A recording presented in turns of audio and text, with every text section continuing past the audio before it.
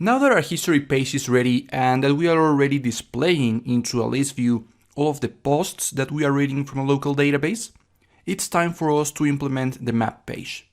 And the map page is going to display, like you probably have already guessed, a map. And right now, we're only going to take a look at displaying a map and displaying the user's location. Later on, we're going to display the same history that we are displaying in this list view, but in the form of pins inside of a map. Now, before getting started into that, the first thing that we need to do is prepare our projects to be able to use maps. And in this lecture, we're going to learn what it takes to get our iOS application ready. And in fact, it is going to be very straightforward. And while we do it, we can actually prepare the rest of the projects as well. The first thing that we're going to do is navigate to the Solution Explorer, right-click on the solution, and select Manage NuGet Packages for Solution.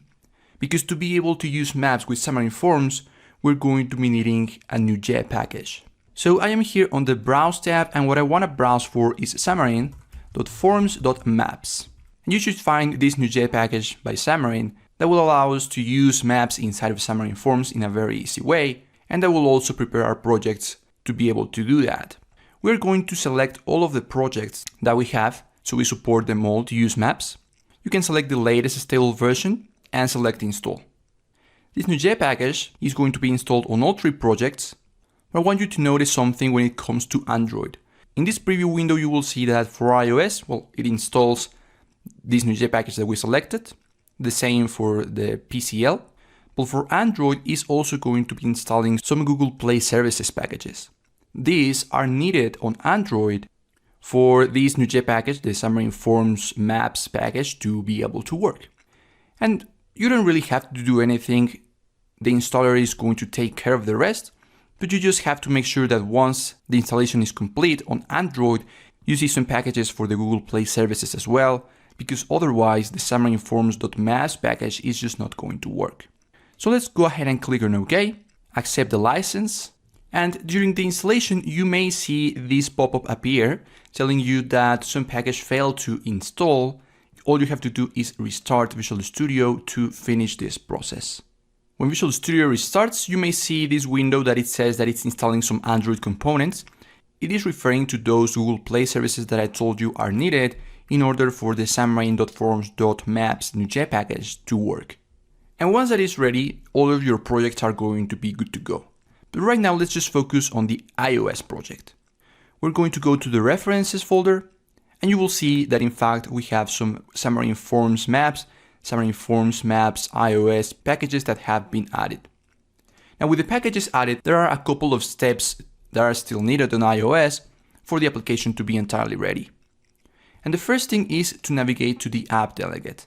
In the app delegate, you will find a call to the init method that is inside of the Forms class. This is necessary for the iOS project to know that it is going to be initialized through Xamarin Forms. This method is going to prepare the entire application to use Xamarin Forms. We also need, right after this line, to call another init method from another class that will prepare the iOS application to use maps with Xamarin Forms.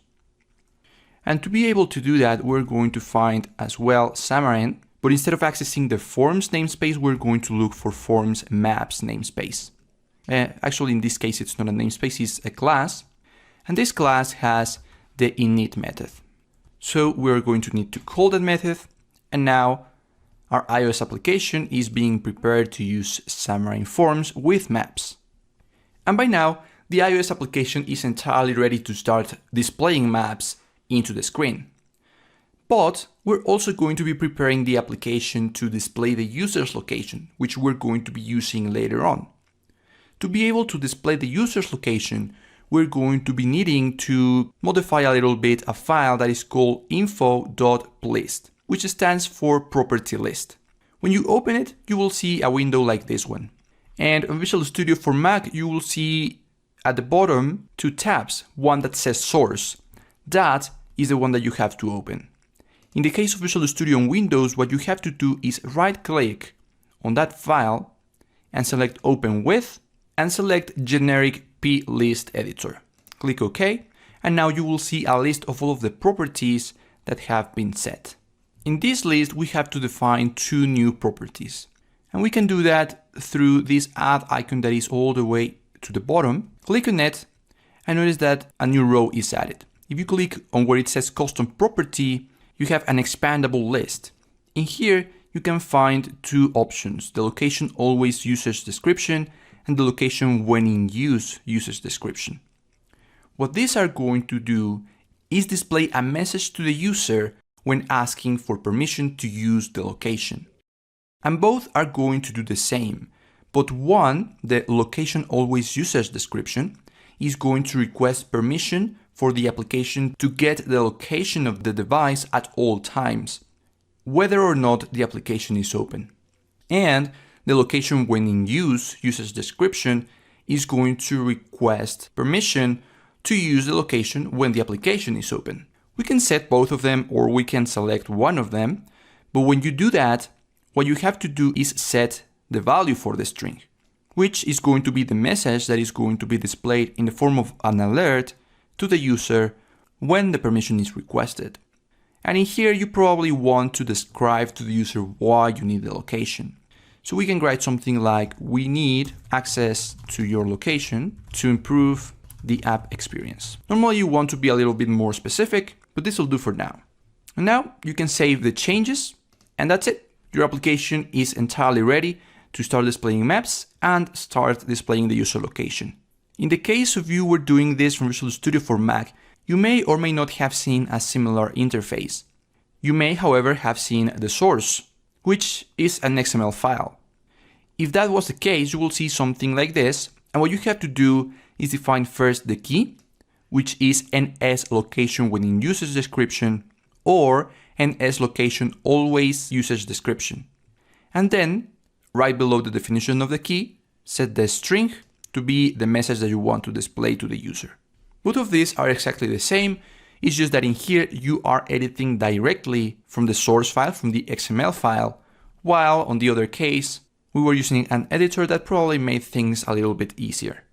Whatever the steps you had to follow, if you have added this key or the other key for always in use description, and you have added the packages, and you have called the init method from the forms map class, your iOS application is good to go. In the next lecture, we're going to get the Android application ready for maps and for location.